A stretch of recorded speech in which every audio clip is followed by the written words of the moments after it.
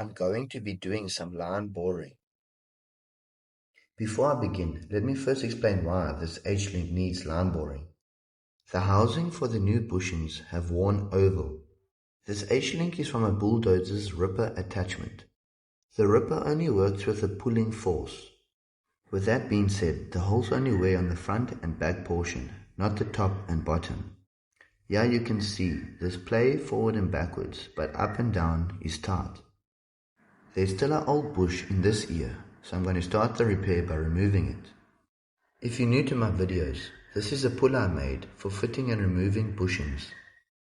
Although this bushing comes out tight, it doesn't mean the housing hasn't worn oval. The bush could still be sitting tight on the top and bottom portion. If you're not with me, here's a little demonstration. When examining the new bush, you can see it sat tight here. It was loose in this portion, and the other opposite portion was tight. With that being said, you can obviously see the housing had worn oval. Now that we're on the same page, let's begin the repair. To start off, I need to set up to line bore. I've done a couple of H-links from the same model bulldozer before.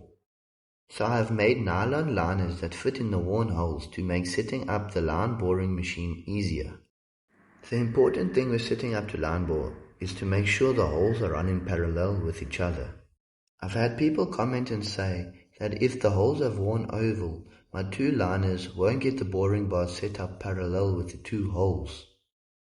Guys, I think we need to be open-minded when working.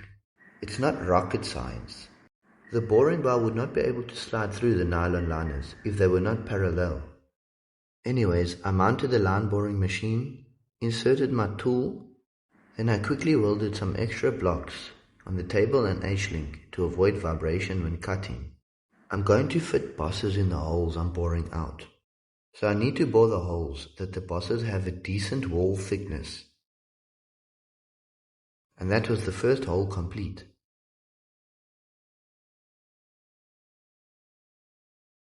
And that was the second hole complete. I now need to cut the H-link loose and flip it around to line bore the other side. Notice how I never cut the brackets with the bearings off.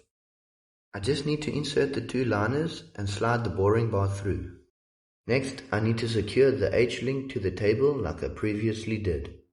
Once that was done, I needed to remove the liners. And that's this side set up. I can now line bore.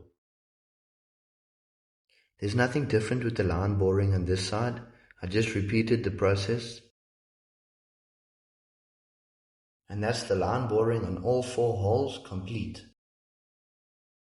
I can now dismount and cut everything loose.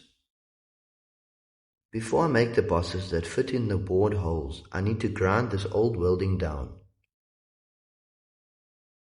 Once all the old welding is grinded down, I need to clean out the holes so I can take precise measurements to get a shrink fit for my new bosses.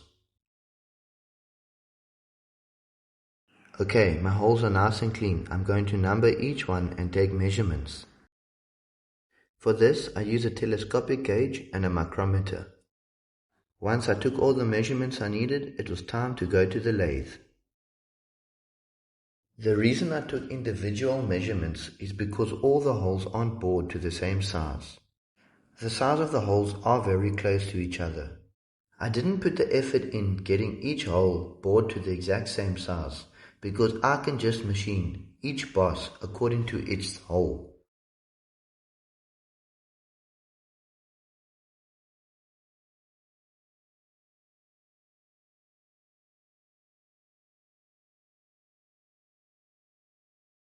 And that's the four bosses complete. It's now time to shrink fit them and weld them in the H-link. The H-link is a thick steel, so heat shrinking the bosses in also preheats the H-link for better penetration when welding.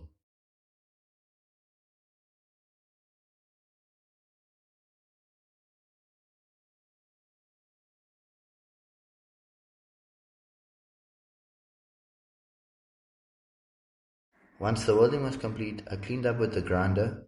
Then I used the drill with sandpaper to polish the holes out.